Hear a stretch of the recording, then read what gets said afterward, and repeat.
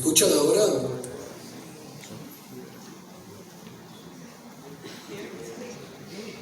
¿Aló? Sí, doctor, se le escucha. Se le escucha. Gracias. Gracias. Bueno, muchas gracias de nuevo a Yesenia y a la carrera que se me permita comentar. ¿Qué puedo hacer en 5 minutos? Después de 2 horas y media más 377 páginas.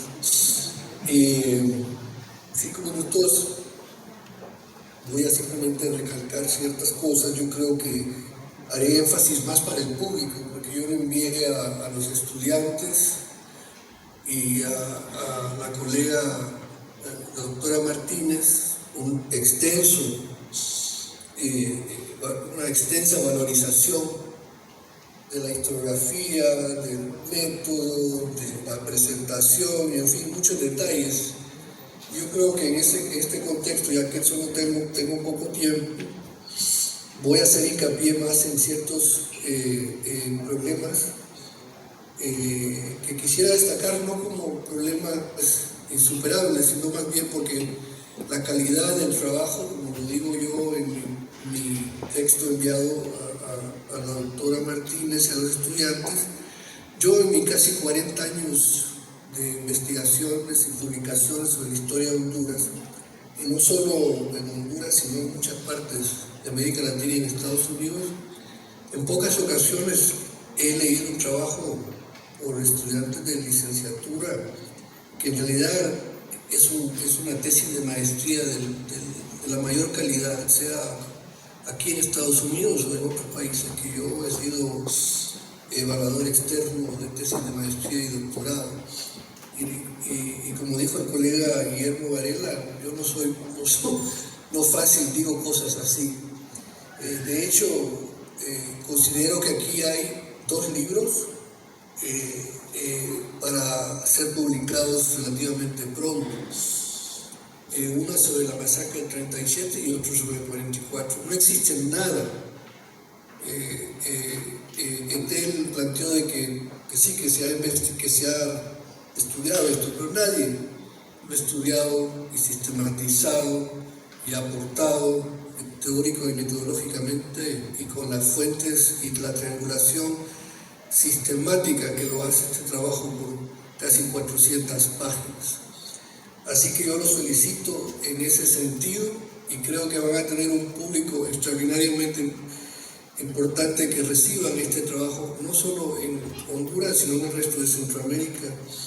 En ese contexto yo quisiera hacer, y me para, por favor, yo no sé quién está tomando la nota ahí de cuántos minutos me quedan, pero yo quiero hacer hincapié en una serie de temas. Una cosa que a mí me llama la atención, y creo que los insto a los estudiantes, y esto lo dije en mi texto que sometí, es que hagan una comparación más detallada con el tema de masacres en Centroamérica. A mí me agrada este esfuerzo de acudir a la sociología de presiones de genocidio en Argentina por los sociólogos Feinstein y Casas, pero aquí muy cerca, en Guatemala y en El Salvador, ha habido múltiples masacres y asesinatos colectivos, incluso con dimensiones étnicos, que a mí me parece merecen una sistematización más comparada que la que recibe en el texto.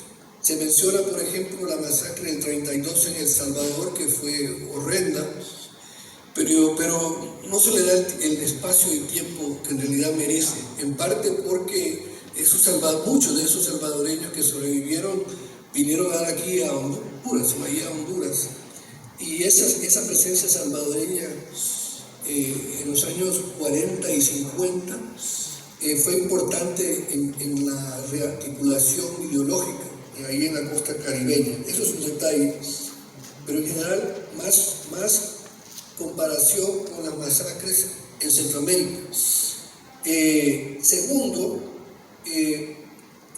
me parece que también masacres en el Caribe propiamente. Se menciona la masacre de Trujillo de los haitianos en la frontera con la República Dominicana que sucedió en el 37, pero no se aborda más sistemáticamente. Yo creo que es importante que se destaque que el dictador Carías tenía una relación bastante estrecha con el dictador de Rafael Leónidas Trujillo, y Rafael Leónidas Trujillo lleva a cabo esa masacre de miles de haitianos ahí en la frontera con la República Dominicana, y yo me pregunto, como pregunta de hipótesis, hasta qué punto incidió que Carías enviara a Tomás Caquita y otros allá, no solo a reprimir a los garífunas, sino sembrar el terror en una población que tenía vínculos con Umaña y otros. Y a mí me parece que entonces, así como insto a que exista o que se dé más análisis comparativo acá en Centroamérica, que se haga también con la masacre en Haití, en la República por Trujillo en Haití, en la frontera con la República Dominicana de haitianos. También hubo una masacre de afrocubanos en 1912, que también requiere otra atención comparativa. Yo pudiera darles otros. En Ponce, Puerto Rico, hubo una masacre casi en el mismo mes que la masacre en Honduras de los garífunas. Esa no tuvo las dimensiones étnicas, pero a mí me llama la atención ese año de 1937. Yo creo que merece ese análisis comparativo más amplio.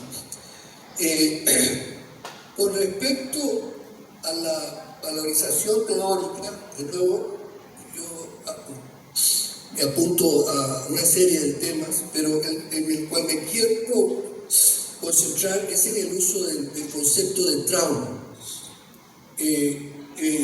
porque incide, uno de los muchachos ahí hablaba de los huérfanos del 44, y no solo eran huérfanos, hijos, no solo de las Tenia Reyes y otros, la gente de los Reyes, pero los hijos, los dos varones de la profesora Antonia Collier, que para aquellos y aquellas que conocen la historia de San Pedrana, era también prima de la esposa de Rafael López Padilla, cuya biografía yo he abordado. Me parece que el tema del trauma es importantísimo dedicarle mucho más espacio teórico que se le da en el proyecto de este trabajo. ¿Y por qué? Porque incide en el legado transgeneracional colectivo que persiste hasta nuestros días. Pero para entender en realidad el tema, la incidencia de trauma como concepto psicológico, a mí me parece que requiere mucho más trabajo que se le da, porque desempeña un papel teórico implícito, pero se le da mucho más espacio a la noción de expresión de la violencia como expresiones de genocidio que se le da al trauma. En ese sentido, y esto es más para el público en general, yo les señalé dos libros importantísimos que yo los he estudiado muy a fondo, y de hecho cuando salga el segundo tomo de mi biografía sobre Rafael López Padilla, donde yo también abordo la masacre del 44, aunque yo aprendí muchísimo de los estudiantes y he mejorado, creo, esa parte de la biografía. Hay dos libros sobre el tema del trauma, uno titulado Trauma y Recuperación, las secuelas de la violencia, del maltrato doméstico al terror político, que los estudiantes tienen que leer y estudiar. Yo sospecho que la doctora Martínez lo ha leído o lo conoce. También el de Bessel van der Kolk, El cuerpo lleva la cuenta, cerebro, mente y cuerpo en la superación del trauma.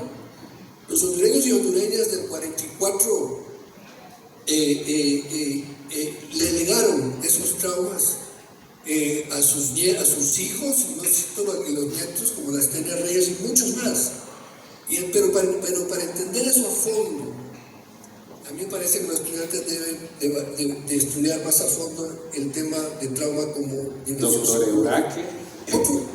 Sí, ya. Le habla Julio Méndez, me toca cerrarlo, lo lamento. Sí. Y me dejaron por último, yo creo que es una conspiración. Seguramente, doctor. Muchas gracias por sus comentarios. Un aplauso también.